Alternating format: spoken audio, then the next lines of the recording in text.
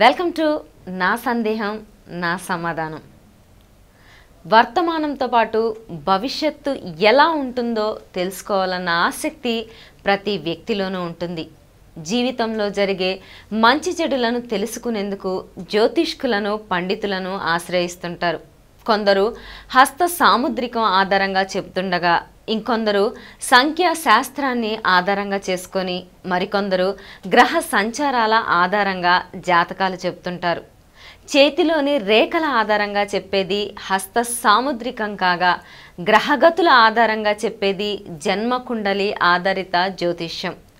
జన్మకుండలి ఆధారంగా జాతకాలు తెలుసుకునేందుకు వ్యక్తి జన్మించిన తేదీ అనగా నెల, సంవత్సరంతో సహా సమయం, పుట్టిన ప్రదేశం తప్పనిసరి.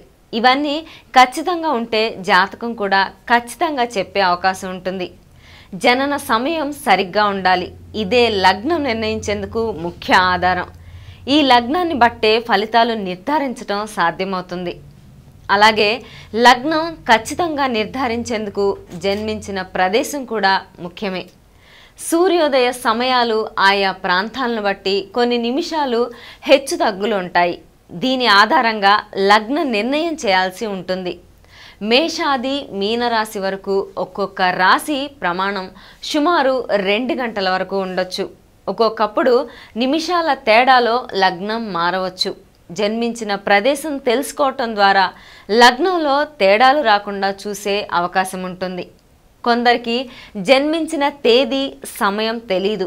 వారి పెద్దలు చెప్పే కొండ గుర్తుల ద్వారా కొంతవరకు సంవత్సరం, తేదీ, నక్షత్రం వంటివి నిర్ధారించవచ్చు. అయితే జన్మకుండలి వేయటం దీనివల్ల సాధ్యం కాదు. కేవలం రాశి ద్వారా ఫలితాలు తెలుసుకోవచ్చు. జాతకం లేని వారికి శాంతులు అంటే జన్మించిన సమయం లేని వారికి. అయితే జాతకం ఉన్నవాళ్ళు కూడా చేసుకోవచ్చు. ఆదిత్య హృదయం ఇది సూర్యునికి సంబంధించినది. ఈ ఆదిత్య హృదయం రామ రావణ యుద్ధ సమయంలో అగస్త్య మహర్షి రామునికి ఉపదేశించినాడు. దీనిని రోజు ప్రాతః సమయమున పఠించుట వలన ఆయురారోగ్యాలను, అష్ట ఐశ్వర్యాలను పొందుతారు. ఇంకా మనిషిలో దాగి ఉన్న కామ, క్రోధాది అంతఃశత్రువులను నాశనం చేస్తుంది. పాపాలను నాశనం చేస్తుంది. చింతల నుంచి, దుఃఖముల నుంచి ఉపశమనం కలిగిస్తుంది. ప్రతి నిత్యం జపిస్తే విజయం తప్పక లభిస్తుంది. ఇది పఠించిన పిదపనే రాముడు రావణునిపై విజయం సాధించాడు.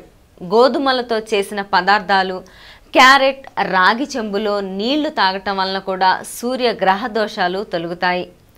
రుణ విమోచక అంగారక స్తోత్రం. జీవితంలో మనకు ఎదురైన అనేక ఇబ్బందులకు అప్పులు చేస్తూ ఉంటారు. వాటిని తీర్చలేక ఇబ్బందులు పడుతుంటే రుణ విమోచక అంగారక స్తోత్రం 41 రోజులు పారాయణం చేస్తూ నవగ్రహాలకు రోజు 27 ప్రదక్షిణలు చేయాలి. చివరి రోజు కందులు, ఎర్రగడ్డ, ధనము దక్షిణగా పెట్టి కుజునకు మీ పేరు చెప్పి అష్టోత్తరం చేయించండి. మీ అప్పులు తప్పక తీరుతాయి. ఆర్థిక నష్టాలతో సతమతమవుతున్నారా? మీరు విష్ణు సహస్రనామ స్తోత్రం 41 రోజులు పారాయణ చేయండి. సాయంత్రం వేళ రోజు చేస్తే ఇంకా మంచిది. చివరి రోజు విష్ణు ఆలయానికి వెళ్ళి గోత్ర నామాలతో స్వామికి అష్టోత్తరం చేయించండి. మీ బాధలు తగ్గి వ్యాపార అభివృద్ధి కలుగుతుంది.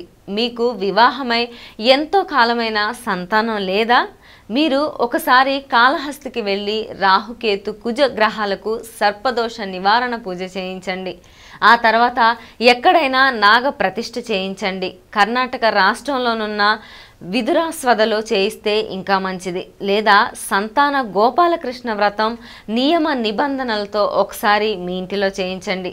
వీలుంటే 2 శాంతి ప్రక్రియలు చేస్తే ఇంకా మంచిది. తప్పక సంతానం కలుగుతుంది. వివాహం ఆలస్యం అవుతుందా?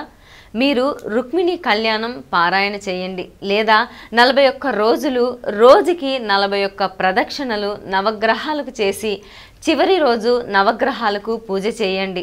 అయితే నవగ్రహాలకు తిరిగే మొదటి రోజు మీ కోరిక చెప్పుకొని మొదలు పెట్టండి. తప్పక వివాహం జరుగుతుంది. ధనమునకు ఇబ్బంది పడుతున్నారా? ధనకారకుడైన సాయిబాబా పారాయణం 41 రోజులు చేస్తూ ప్రతిరోజు సాయిబాబా మందిరంకు వెళ్ళి ఆలయంను శుభ్రపరుస్తూ బాబాని దర్శించుకోవాలి. 41వ రోజు బూందీ 1 కిలో పావు కిలో బాబాకి నైవేద్యం పెట్టి పేదలకు పంచండి. మీ ఇబ్బందులు తగ్గిపోతాయి.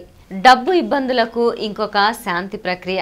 ప్రతి నెలలో ఒక మాస శివరాత్రి వస్తుంది. ఆ మాస శివరాత్రి రోజున శివునికి ఏకన్యాస రుద్రాభిషేకం చేయండి. అలాగా 8 మాస శివరాత్రులు శివునకు రుద్రాభిషేకాలు చేయించండి. మీ ధన ఇబ్బందులు తప్పక తొలగిపోతాయి. ధనము బాగా సంపాదించాలి అనుకున్న నిత్యము ఈ శ్రీ సూక్తము పారాయణ చేయవలెను. హనుమాన్ చాలీసా. హనుమంతుడు కల్పవృక్షం లాంటివాడు. కల్పవృక్షాన్ని ఆశ్రయించిన అన్ని కోరికలు క్షణంలో నెరవేరుతాయి. అటువంటి కల్పవృక్షం దరికి చేర్చగల చక్కని సులభమైన మార్గం హనుమాన్ చాలీసా. ఈ హనుమాన్ చాలీసాను రోజుకు 11 పర్యాయములు చొప్పున మండలం అంటే 40 రోజులు పారాయణం చేసిన సర్వ కార్యసిద్ధి కలుగును.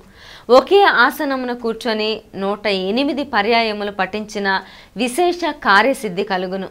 నిత్యము 3 వేళలా ఒక పర్యాయము చదివిన వారి యోగక్షేమములు భక్త రక్షకుడగు శ్రీ హనుమంతుడు తాను స్వయంగా చూసుకొనును. పైన చెప్పబడిన సూక్తములు సర్వయుక్తమైనవి.